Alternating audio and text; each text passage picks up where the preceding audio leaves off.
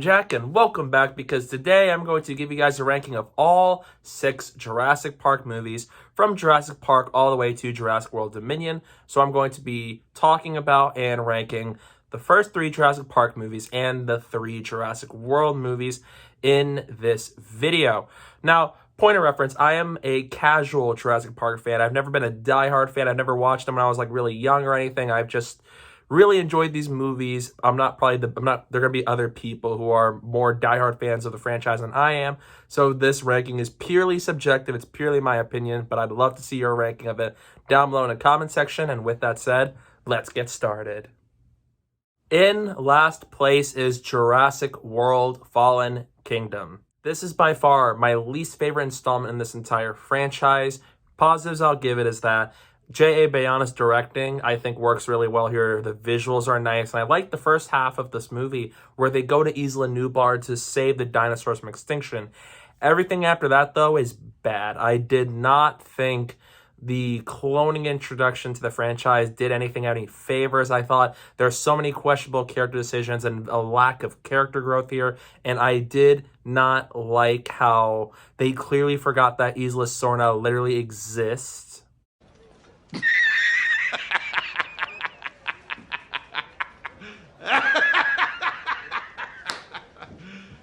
You serious? And you introduce Maisie Lockwood, a clone of Charlotte Lockwood, and you have at the end of the movie where it's like, oh, the dinosaurs in this room, they're all about to die, and she lets them go like they're alive. Like, they're bloodthirsty creatures that love to eat humans, but okay then.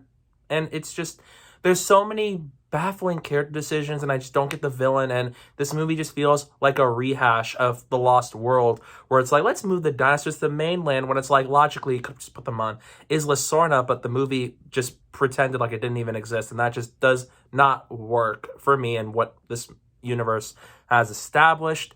And Fallen Kingdom is just very unmemorable. There's some characters that aren't all that good, and I just did not think this movie was that good of a follow-up to Jurassic World. So without a doubt, this is by far my least favorite installment in the franchise. Coming up next is Jurassic Park III. I'll admit here, there are some fun moments to be had. There's a lot of dino carnage, and Sam Neill is great once again as Dr. Alan Grant, and there are some very intense moments spread out. However, I did not think this movie gives a good reason as to why Dr. Sam Neill would go to an island full of dinosaurs, especially when it seemed like the movie was like, oh, he did it for a paycheck, which ended up not being the case, and that was just not as convincing of a reason for him to do this again. And 2, the parents and most of the side characters, I just don't care for. They are not that great characters, and I just literally feel like I'm not as invested in them as I am in Dr. Alan Grant. So when all these things are happening, it's just like, I just don't care about any of these characters. They're making the worst possible decisions out there, and they're always shouting, screaming, and it attracts attention. It's like, y'all are doing the worst possible things when you're on an island full of dinosaurs. And I think the idea of raptors being smart, there are some goofy moments there, and I think that whole idea is just weird. It adds to fun, because this is one of the more fun installments, and it's a very short and fast-paced movie in the franchise, but this is definitely one of the weaker installments. But hey, it's far better than Fallen Kingdom, at least. In 4th place is the new guy on the block, Jurassic World Dominion. I liked seeing the original 3 characters again and working alongside the Jurassic World characters. I think there are some good action sequences, and I think that there are some good moments here and there.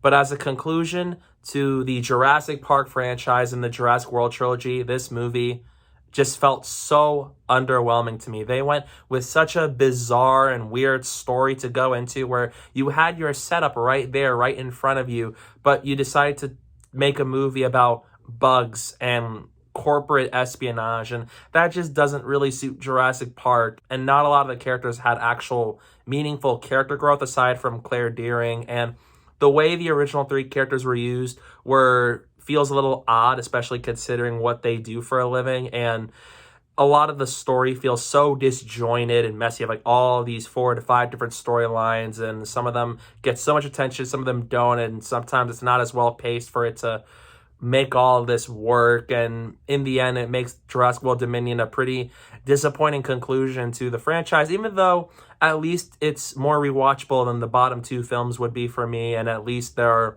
are some fun moments here and there. And at least, again, you had the characters all together. So at least there's that going for it.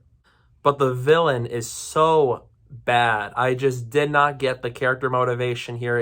It's not really that good of a reason for the villain to be a villain, and I just couldn't get behind any of it. It's just very lazy to me. I literally just wasn't as invested, also because so many characters have plot armor where it's like they can evade death and do the most dangerous things, and it just kind of makes this not feel as much of a Jurassic Park movie than some standard action flick. In third place is The Lost World Jurassic Park. From here all the way to the top of the list, I've liked these movies to an extent. I think this is a decent sequel to the original. I like seeing Jeff Goldblum's Ian Malcolm, even if he works better as a side character than a main character. But I do think it has a good opening, especially with the transition from a woman screaming to Jeff Goldblum yawning.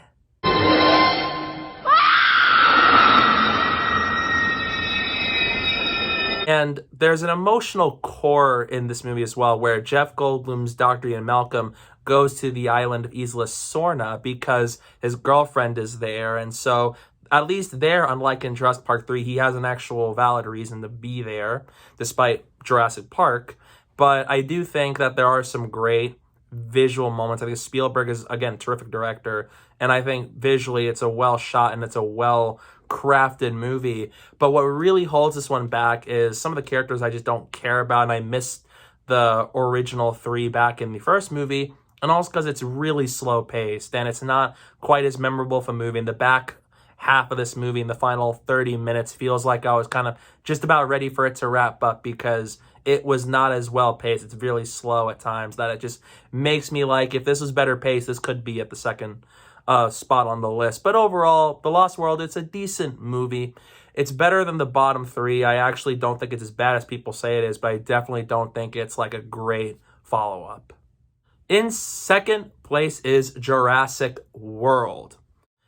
This is actually the very first one I saw in theaters, not going to lie, but I actually really liked Jurassic World. I loved seeing just being back in the Jurassic Park world, even if that was my first time watching the movies.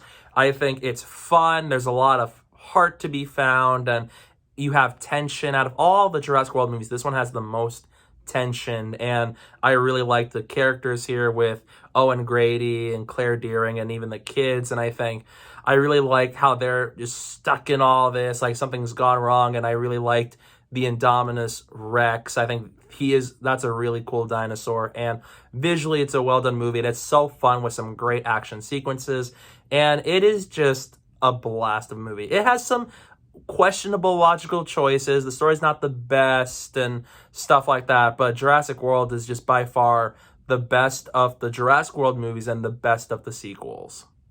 But in first place, without hesitation, is Jurassic Park. Steven Spielberg made one of my all-time favorite movies of his with this. It's right behind Raiders for being my favorite of his movies, but I absolutely love what he was able to accomplish with Jurassic Park. I love the characters from Dr. Alan Grant to Dr. Ellie Sattler to Dr. Ian Malcolm. I love the characters' personalities and how they bounce off with one another, and they're so memorable, and they're like the best set of characters in the franchise. And the score by John Williams is magnificent. It's iconic. It's memorable. The visuals hold up so well to this day, and I love just the tension, how it deals with just man and nature, and dinosaurs. It's such a terrific movie that's phenomenally paced with excellent characters, and there's some really intense moments every now and then as it progresses, and I always feel like I'm on the edge of my seat fearing for our characters' lives, and it really shows that these characters were at any point in danger. They could possibly die, and it's just a really suspenseful film, and it's a super well-crafted movie by Spielberg, and it is just so iconic as it should be, and it's just full of fun moments, whether they're funny or scary. It's just a terrific movie. It's one of my all-time favorite movies of all time. So with that said, Jurassic Park comes in number one. That's my ranking of the Jurassic Park movies. Let me know down below in the comment section. What's your ranking of all 6 movies? Is Jurassic Park your favorite, or is there a twist to it? I'd love to see it all down below in the comment section, but just be respectful about it because I'd love to just see the differing opinions. So hopefully we can have a nice, respectful discussion here. And even, what did you think of Jurassic World Dominion? I'd love to hear that down below in the comment section. And guys, thank you guys so much for watching. Don't forget to follow me on social media. My username is down below at the bottom of the screen and in the description below. So please go do that while you're at it. And don't forget to hit that like button and the subscribe button. And stay tuned for more.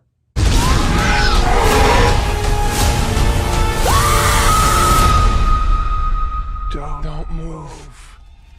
Bigger. Why do they always have to go bigger?